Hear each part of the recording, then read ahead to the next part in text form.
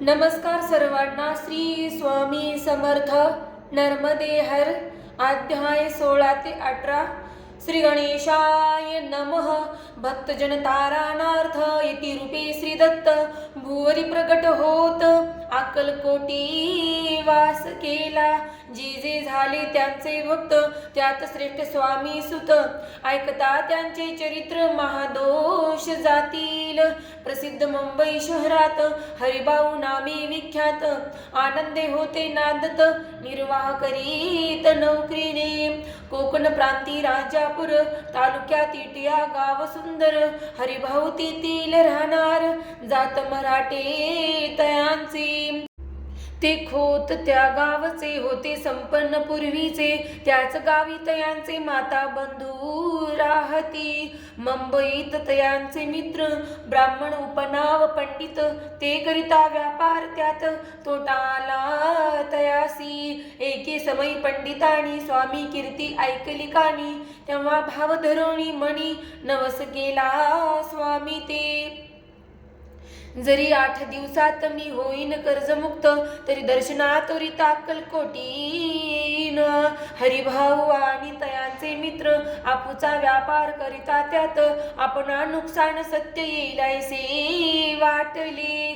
त्यांनी काढली एक युक्ती बोलावणी पंडिताप्रती. सर्व वर्तमान त्या सांगती म्हणती काय करावे. हे नुकसान भरावयासी द्रव्य नाही आम्हापासी. फिर्याद होदा अब्रुसी बट्टा लागेल आमुच्या. तेव्हा पंडित बोलले मलाही कर्ज काही झाले. निघेल माझे दिवाळे यात संशय असेना. तुम्ही व्हावया कर्जमुक्त यासी करावी युक्ती एक. तुमचा होऊन मी मालक लिहून देतो पेढीवरी. आपुचा भाव वाढला व्यापारात नफा झाला. हे सांगवया पंडिताला मारवाडी आला आनंदे. अक्कलकोटी स्वामी समर्थ सांप्रत काळी वास करीत. त्यांचीच कृपा ही सत्य कर्जमुक्त झालो आम्ही. गजानन हरिभाऊ पंडित त्रिवर्ग अक्कलकोटी जात. समर्थाचे दर्शन घेत पूजन करीत भक्तीने. तेव्हा समर्थे तयांसी शिवराम मारुती ऐसी. नाम दिदली त्रिवर्गासी अनेक मंत्र दिधले. पंडिता राम म्हटले गजानना शिवनाम दिदले. मारुती हरिभाऊस म्हटले तिघे केले करूप. मग समर्थे त्यावेळी त्रिवर्गाजवळ बोलाविले.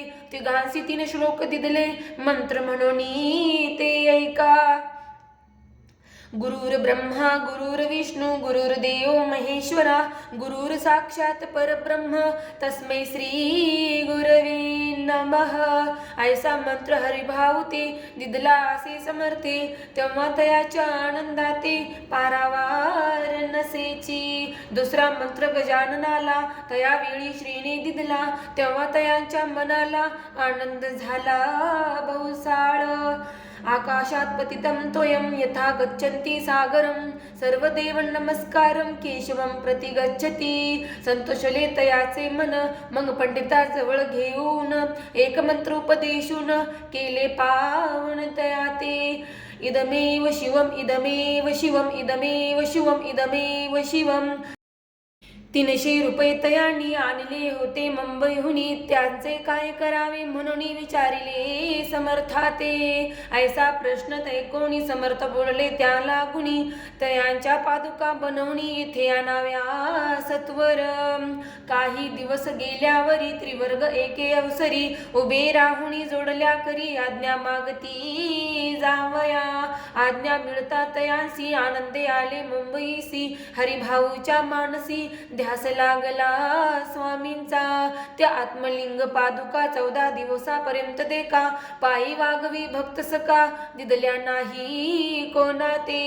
हरिभाऊ एके दिनी समर्थ सन्निध येऊनी. दर्शन घेऊनी श्रीचरणी मस्तक त्यांनी ठेविले. तो समर्थे त्याप्रती घेऊन या मांडीवरती. वरद हस्ते सत्वर गती मस्तकी त्याचे ठेविला.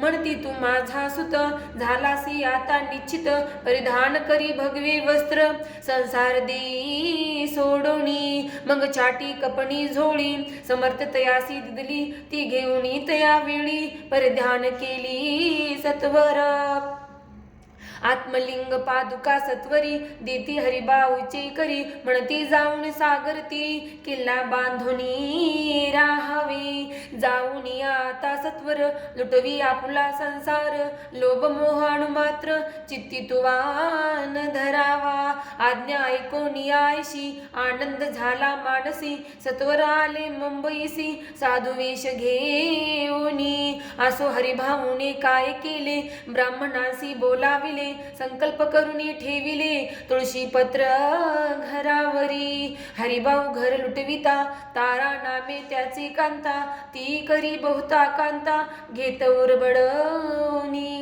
विनविते जोडणी कर अद्यापि स्वस्थ करा अंतर आपला हा विचार सोडून द्यावा प्राणप्रिया ऐशी तिची उत्तरे ऐकून या स्वामी कुमरे समाधान बहुत प्रकारे करीत असे तिचे स्त्रियेची या अंगावरी अलंकार तेही लुटविले समग्र तिये दिदले शुभ्र वस्त्र परिधान करावया आत्मलिंग समर्थे स्वामी सुता ते दिदले होते त्या पादुका सुहस्ते मठा माझी स्थापिल्या कामाठी पुऱ्यात त्या समयी मठ स्थापिला असे पाही हरिभाऊ होनी गोसावी मठा माझी राहिली इति श्री स्वामी चरित्र सारामृत नाना प्राकृत कथा संमत सदा भाविक भक्त परिसोत षोडशोध्याय गोडहा श्रीरस्तु शुभं भवतु अध्याय 17 श्री गणेशाय नमः मागील अध्यायी कथा सुंदर प्रख्यात जे मुंबई शहर तेथे येऊनी स्वामी कुमार मठ स्थापिती समर्थांचा स्वामी नामाचे भजन त्यांची या चरित्राचे कीर्तन त्याहुनी व्यवसाय अन्य स्वामी सुत नेनती स्वामी सुताची जननी काकूबाई नामे करुणी तिने हे व्रत ऐकोणी दुःख केले आणि वार निज मातेचा शोक पाहून दुःखित झाले अंतःकरण ते लागी सावरून धरले सत्वर प्रेमाने नाना प्रकारे स्वामी सुत मातेचे समाधान करीत मधुर शब्दे समजावित परमार्थ गोष्टी सांगुनी यासी पिशाच बाधा झाली किंवा कोणी करणी केली याची सोय पाहिली पंचाक्षरी आणोनी त्या समयी प्रख्यात थोर यशवंतराव भोसेकर जयांसी देव मामलेदार सर्व लोक बोलती ऐसा विचार करुणी पोटी दर्शना आल्या उठाउठी सांगितल्या सुताच्या गोष्टी मुळापासून सर्वही ऐकोनिया देव मामलेदार हसोनी देती उत्तर त्यासी पिशाच लागले थोर माझे दूर नोहेची ऐसे उत्तर ऐकोनी दुःखित झाली अंतःकरणी मग ती स्वामी सुताची जननी अक्कलकोटी तसे असो इकडे स्वामी सुत मुंबई माझी वास्तव्य करीत हिंदू पारसी स्वामी भक्त त्यांचे उपदेश जाहले मठ होता कामाठी पुऱ्यात तेथे जागा नव्हती प्रशस्त मग दिली कांदे वाडीत जागा एका भक्तीने तारा नामे त्यांची कांता तेही त्रास देत स्वामी सुता परितयांच्या चित्ता दुःख खेद नसेची प्रथम मुंबई शहरात शके 1792 फाल्गुन कृष्ण त्रयोदशीस स्वामी जयंती केलीसी कोणे एके समयासी नगरकर नाना जोशी सहज आले मुंबईसी त्यांनी ऐकिले वर्तमान पाहुणी स्वामी सुताप्रती आनंदले नाना चित्ती प्रेमानंद चरण वंदिती स्तवन करीती तयांचे स्वामी सुते तयासी लावी येले स्वामी भक्तीसी धन्य झाले नाना जोशी रंगले भजनी समर्थाच्या। पुढे जोशी बुवांनी स्वामींची पत्रिका करुणी ती अर्पवया श्रीचरणी अक्कलकोटी पातले। पत्रिका श्रीचरणी अर्पिली स्वामी मूर्ती आनंदली समर्थे त्यासी आज्ञा केली नगारा वाजवा म्हणोनी। नगारा वाजविता जोशी हसू आले समर्थांसी पाहुन या स्वभक्तासी परमानंद झाला। आसो अक्कलकोट नगरात शके 1793 प्रथम स्वामी जयंती करीत स्वामी सूत आनंदी। छेली खेडे ग्रामात प्रथम स्वामी प्रगट होत विजयसिंग नामे भक्त गोट्या खेळत त्यासवी। स्वामी सुत दिवसेंदिवस स्वामी भक्ती करीत विशेष जन लाविले भजनास कीर्ती ध्वज उभारिला। मना माझी धरुणी कामना कोणी येताची दर्शना त्यांसी समर्थ करीती आज्ञा सुताकडे जावयाची। स्वामी सुतही तया प्रती मनातील खूण सांगती ऐकोणी जनचकित होती वर्णिती ख्याती सुताची। एकदा सहज स्वामी सुत अक्कलकोटी दर्शनाईत तेव्हा समर्थ राजवाड्यात राहिले होते आनंदी। स्वामी दर्शन घेतल्या विनम तोन सेवे उदकान ऐसे दिवस झाले तिन निराहार राहिला। मग वाड्या समोर जाऊन आरंभिले प्रेमळ भजन जे करुणे रसे भरले पूर्ण ऐकिले आतून राणीने। सेवकांसी म्हणे सत्वरी तुम्ही जाऊन या अवसरी त्या साधू ते मंदिरी प्रार्थनिया नावे। पाहून या समर्थासी उल्हास सुताचे मानसी धावून या वेगेसी मिठी चरणी घातली। निज सुता ते पाहुनी आनंदले समर्थ म्हणी कर फिरविला मुखावरणी हस्त धरुणी उठविले।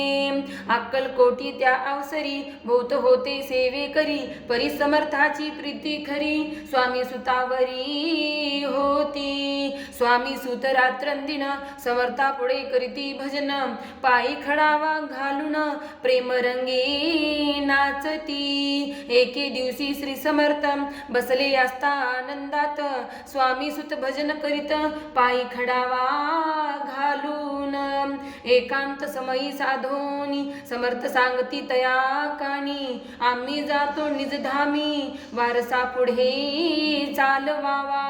स्वामी वचन ऐकून स्वामी सुत निशब्द होईल कल्पना नसाहे त्यासी स्वामी विन कैसे जीवन। वारंवार विनवी स्वामींसी ऐसे न करावा काही मी आजानले करू तू माझी आई। स्वामी धरती हृदयाशी म्हणती आम्ही तवर दई वास करू निश्चयी चिंता न काही करावी। आसो मग स्वामी सुत जे स्थळ सोडोणी त्वरित नगारा बाहेर येत मार्ग धरीत मुंबईचा। स्वामी वचनी दुखावला आंतरी बहु खिन्न झाला परतोणी नाही आला जन्मवरी अक्कलकोटी। त्या दुःखे उत्तरोत्तर क्षीण झाला स्वामी सुत दुःख करी दिवस रात्र चैन नसे क्षणभरी। तोची रोग लागला शेवटी आजारी पडला ऐसा समाचार समजला अक्कलकोटी समर्थाते। स्वामी सुताची जननी राहत असे त्या स्थानी तिने हे वर्तमान ऐकोनी विनवित समर्थाते। मग समर्थे त्या अवसरी मुंबईस पाठविले सेवे करी म्हणती सुताती सत्वरी मज सन्निध आणावी। परिसुत त्या सांगती आला नाही अक्कलकोटी विरह दुःख त्याची पोटी रात्रंदिन सलतसे। मग सांगती समर्थ त्यासी घालोनी पेटीत घेऊन यावे त्वरित कोणीतरी जाऊनी। तथापि स्वामी सुत पाही अक्कलकोटी आला नाही. दिवसेंदिवस देही क्षीण होत चालला. शेवटी बोलले समर्थ, आता जरी नये सत्य तरी तोप भरवणी यथार्थ ठेविली ती उडुकी. याचा अर्थ स्पष्ट होता, तो समजला स्वामी सुता. परी तो न आला अक्कलकोटा, जीवित परवान केली. आजार वाढला विशेष, श्रावण शुद्ध प्रतिपदेस केला असे कैलासवास. सर्व लोक हळहळती. अक्कलकोटी त्या दिनी समर्थ करती विचित्र करणी. बैसले स्नान करुणी परिगंधन लाविती. भोजनातेन उठती धरणीवरी अंग टाकीती. कोणा संगेन बोलती रुदन करीती क्षणोक्षणी. इतुक्या माझी सत्वर मुंबईहून आली तार. श्रुत झाला समाचार स्वामी सुतगत झाला. मग काकूबाईने सत्वर जवळी केले मुंबापूर. तेथे समजला समाचार परत्र पावला आत्मज. निजपुत्र मरण वार्ता ऐकोनी करीती एकांता. तो दुःखद समय वर्णिता दुःख अंतरी होतसे. असो मग काकूबाई अक्कलकोटी लवलाही. परतोणी आल्या पाही बोलल्या काय समर्थाते. सुत आपुला भक्त असून अकाली पावला का मरण. मग स्मरती जे हे चरण त्यांचे तारण होय कैसे. समर्थ बोलले तेसी अवलंगिले आमच्या आज्ञेसी. संधी सापडली काळासी ओढणी बळेची मग नेला. धन्य धन्य स्वामी कुमर उतरला भोददी दुस्तर. ख्याती झाली सर्वत्र कीर्ती अमर राहिली. इति श्री स्वामी चरित्र सारामृत नाना प्राकृत कथा संमत भाविक भक्त परिसोत सप्तदशोऽध्याय गौडः. श्री भगवत चरणार्पणमस्तु. श्रीरस्तु शुभं भवतु. अध्याय 18. श्री गणेशाय नमः. स्वामी सुताची गादीवरी कोण नेमावा अधिकारी. ऐसा प्रश्न सेवे करिता ती समर्थाते. तेव्हा बोलले समर्थ सेवकरी असती सांप्रत. परी एकही मजला त्यात योग्य कोणी दिसेना. जेव्हा येईल आमच्या मणी त्या समयी मोर पाखरासी. अधिकारी नेमू गादीसी चिंता तुम्ही न करावी. मोर पाखरा समर्थ म्हणती वेळोवेळा. रात्रंदिन तोची चाळा मोठमोठ्याने ओरडती. आमची पाऱ्याची वीट जतन करावी नीट. वारंवार म्हणती समर्थ काकूबाईला गोनी. लपवणी ठेविले विठेसी ती दिली पाहिजे आम्हासी. याचा अर्थ कवनासी स्पष्ट काही कळेना. असो स्वामी सुताचा भ्रांता कोकणात राहत होता. स्वामी सुत मृत्यू पावता वर्तमान कळले त्या. तो केवळ अज्ञान दादा तयाचे अभिनाम. त्याचे शरीरी असमाधान क्रश होत चालला. काकूबाईने तयासी आणविले आपणापासी. एके दिवशी समर्थासी दादा प्रती दाखविले. समर्थ बोलले बाईसी 4 वेळा जीव घालयासी. आरोग्य होईल बाळासी चिंता मानसी करू नको. तयाप्रमाणे बाई करिता दादासी झाली आरोग्यता. समर्थाची कृपा होता रोग कोठे राहील. केजगाव मोगलाईत तेथे नाना साहेब भक्त त्यांनी बांधिला श्रींचा मठ. द्रव्य बहुत खर्चिले. श्रींची आज्ञा घेऊन सत्य पादुका स्थापया मठात. या कारणे अक्कलकोटी येत दर्शन घेत समर्थाचे. ते म्हणती काकूबाईसी पादुका स्थापन करायासी. तुम्ही पाठवा दादासी समागमे आमुच्या. बाई म्हणे तो अज्ञान तशात शरीरी असमाधान. त्याची काळजी घेईल कोण सत्य सांगा मज लागी. समर्थ व्रत ऐकून म्हणती द्यावे पाठवून. बाळ आहे जरी अज्ञ तरी सांभाळू तयासी. समर्थ पुण्याची बाईसी बोलले, त्यात तुमचे काय गेले? आम्हासी दिसेल जे भले, तेच आम्ही करू की. शेवटी मंडळी सांगाती, दादासी पाठविले केजे प्रती. पादुका स्थापन झाल्यावरती दादा आला परतोणी. पुढे सेवकऱ्या सांगाती, त्यासी मुंबईस पाठविती. ब्रह्मचार्यांसी आज्ञा करीती, यासी स्थापा गादीवरी. दादासी करुणी गोसावी, मुंबईची गादी चालवावी. स्वामी सुताची यास द्यावी, कफणी झोळी निशान. ब्रह्मचारी दादासी उपदेशिती दिवसनिशी, गोसावी होऊन गादीसी चालवावे आपण. दादा जरी अज्ञान होता, तरी अशा गोष्टी करिता नकार म्हणीची सर्वता. नरुचे चित्ता त्याची या परी ब्रह्मचार्यांनी पाहिली खटपट करुणी. शेवटी दादासी मुंबईहुनी अक्कलकोटा पाठविले. समर्थे ऐशा समयासी आज्ञा केली भुजंगासी. घेऊन माझ्या पादुकांसी मस्तकी ठेव दादाच्या. मोर्चेला आणोनी सत्वरी, धरा म्हणती त्यावरी. आज्ञेप्रमाणे सेवी करिता ते तैसेच. श्रीच्या पादुका श्री पडता, उपरती झाली त्याच्या चित्ता. हृदयी प्रगटला ज्ञान सविता, अज्ञान गेले लया ते. धन्य गुरुचे महिमान, पादुका स्पर्श करून झाले तत्काळ ब्रह्मज्ञान. काय धन्यता वर्णावी. असो दादाची पावनी वृत्ती, काकूबाई दचकली चित्ती. म्हणे समर्थ दादा प्रती, वेड खचित लाविले.